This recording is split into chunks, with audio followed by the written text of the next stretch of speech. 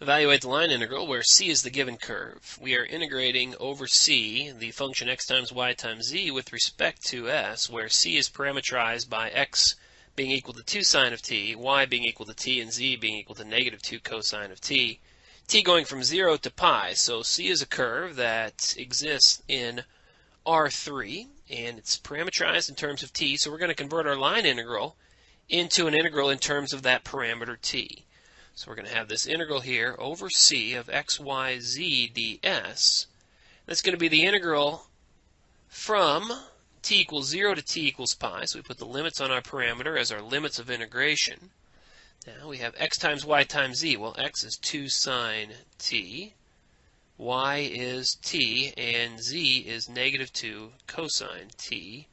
Now ds is equal to, well, the square root of dx dt squared plus dy dt squared plus dz dt squared dt. So we have the integral from 0 to pi. We have a 2 times a negative 2, which I can bring out front as a negative 4. So I have a negative 4 times t times sine t times cosine t, t sine t cosine t, times the square root of, let's see, the derivative of x with respect to t. X prime is, what, 2 cosine t, right? Y prime is 1, and z prime is, derivative of cosine is negative sine, so that'll be positive 2 sine t. So we're going to have dx dt squared. That's going to be a 4 cosine squared t, plus 1 squared, which is 1, plus 2 sine t squared. That's 4 sine squared t dt.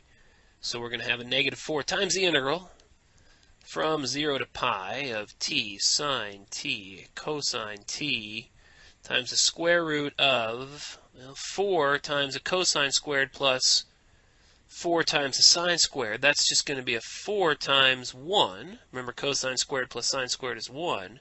So it'll just be 4 plus 1 underneath the radical. And so I've got square root of 5 out front there. I've got negative 4 times the square root of 5 times the integral from 0 to pi t sine t cosine t dt. Now, we have to figure out how we're going to integrate this function of t sine t cosine t. And I'm reminded of the identity that says that the sine of 2t is equal to 2 sine t cosine t. So I can break off a 2 from this 4 out front, bring that in there. So what will that give me? A negative 2 root 5 times the integral 0 to pi. So we brought a 2 inside there. We'll have t times 2 sine t cosine t dt. And now I can use that identity. We have negative 2 square root of 5 integral 0 to pi.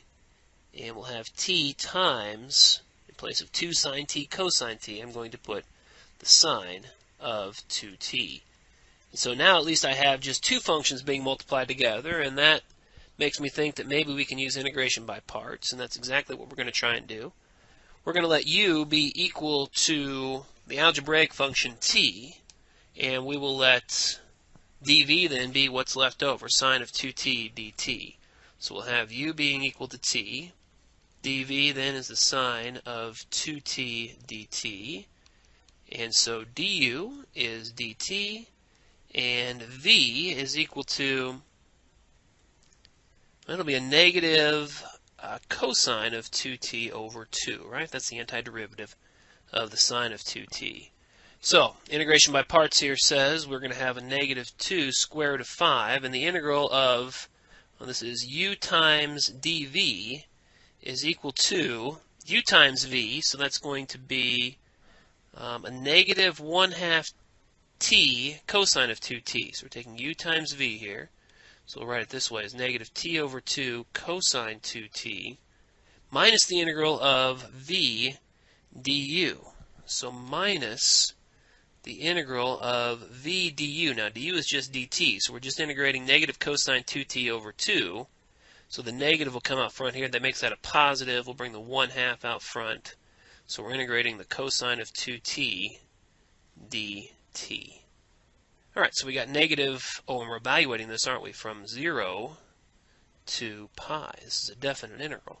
negative 2 square root of 5 times negative t over 2 cosine 2t plus 1/2 times the antiderivative of cosine 2t. That's going to be sine 2t over 2. So how about we just change this 1/2 to a 1/4 sine 2t, and that's what we're evaluating then from 0 to pi. Yeah, I think we can see the end from here. We got negative 2 square root of 5 times, if I put a pi in, I got negative pi over 2 cosine of 2 pi plus 1/4 sine of 2 pi, and then minus what I get when I put a 0 in. That's going to be, well, 0 times a cosine of 0. That's going to be a 0 here, plus 1/4 sine of 2 times 0. That's going to be a 0 there as well. Sine of 0 is 0. So we have negative 2 square root of 5 times, well, negative pi over 2 times the cosine of 2 pi. The cosine of 2 pi is 1, so we have a negative pi over 2 which survives. But sine of 2 pi is 0. So that's 0 as well. This was 0. Sine of 0 was 0. So we just have a negative 2 times the square root of 5 times a negative pi over 2. And that, of course, will simplify to the square root of 5 times pi. I'm sure you probably could have guessed that answer when you looked at this problem at the beginning. There's our solution, square root of 5 times pi.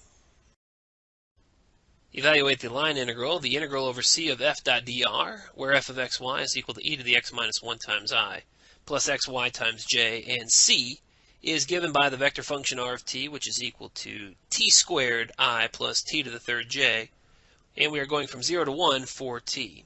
So if we take the integral over c of f dot dr, we are taking the integral from the endpoints of our parameter, 0 to 1 in this case, and we're taking f of r of t dotted with r prime of t dt. So we're going to convert everything so that it's written in terms of our parameter t, and we're going to integrate then with respect to t. We take the dot product of those two vectors, we're just going to get a function in the variable t.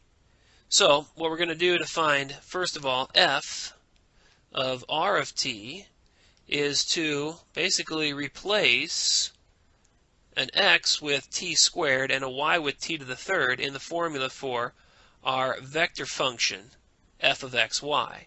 So it's going to be e to the x minus 1, that's t squared minus 1, times I, plus x times y, that is t squared times t to the third, times j. Let's write it this way as e to the t squared minus 1 in the first component and t to the fifth in the second component. Now, r prime of t is pretty straightforward. We just take the derivative here. We're going to get 2ti plus 3t squared j, the derivative of our vector function r of t. Or written with the brackets, we have 2t in the first component and 3t squared in the second. So our integral over c of f dot dr is equal to the integral from 0 to 1. Those are the limits on our parameter t. F of r of t, that was this vector e to the t squared minus 1, t to the fifth, dotted with r prime of t, that's 2t, 3t squared, and we're integrating everything with respect to t.